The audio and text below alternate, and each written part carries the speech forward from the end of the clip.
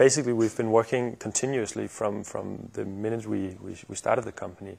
We've been collaborating or working more like coordinating with large venture capital firms.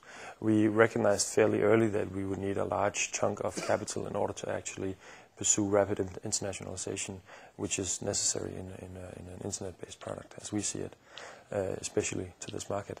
So we from the first day, basically, we've been talking with the venture capitalists and trying to find their expectations and set our goals accordingly, and continuously coordinating, keeping them updated on the one hand, so they know we're here, we know we are making progress, and on the other hand, trying to get their input on, their feedback on, so what would you need? How far are we away from fulfilling the needs that the venture capitalist has? So I think that has been a very important experience for us, because we've used it actively in our management, in our strategy, in our planning, and in our execution. And I can see now that as we are getting closer to the point where we will need venture capital in the order of what we call venture capitalists, we see that as a very strong asset, because we can now document all of the things that we've done that takes us to the level that they need to see, that they need us to be at in order to consider us. A lot of different issues in a lot of different areas. If you think of a venture capitalist, one of the things they'll do to you is run you through a due diligence process.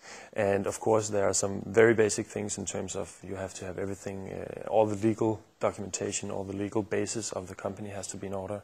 The IPR has to be secured and documented.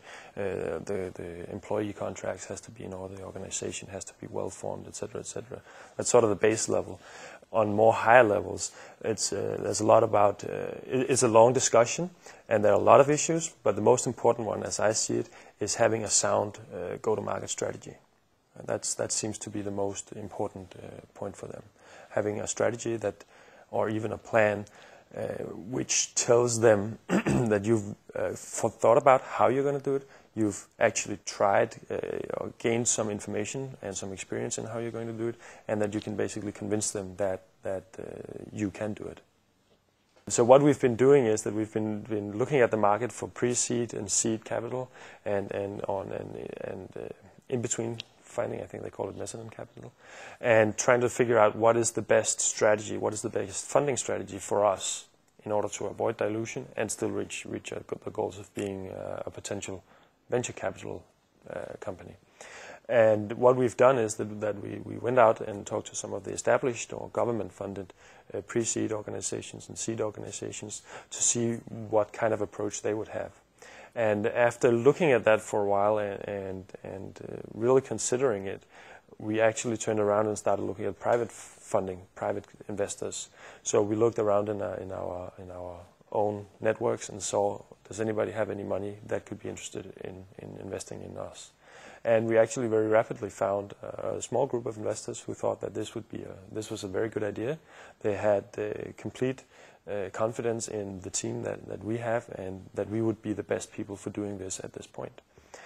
So we decided to go for that kind of funding instead, and have actually done 2 rounds of private funding at this point. And we still have a very good share of the company, which keeps our motivation high, and at the same time we keep our investors happy, because they still have confidence in us being the right people for doing this. They are, in terms of pros and cons, they are very inactive, which is both a pro and a con. They do not interfere with what we're doing. They do not try to make us take some approaches. At the same time, we do not have the advantage of a long-term experience in ventures, etc., etc.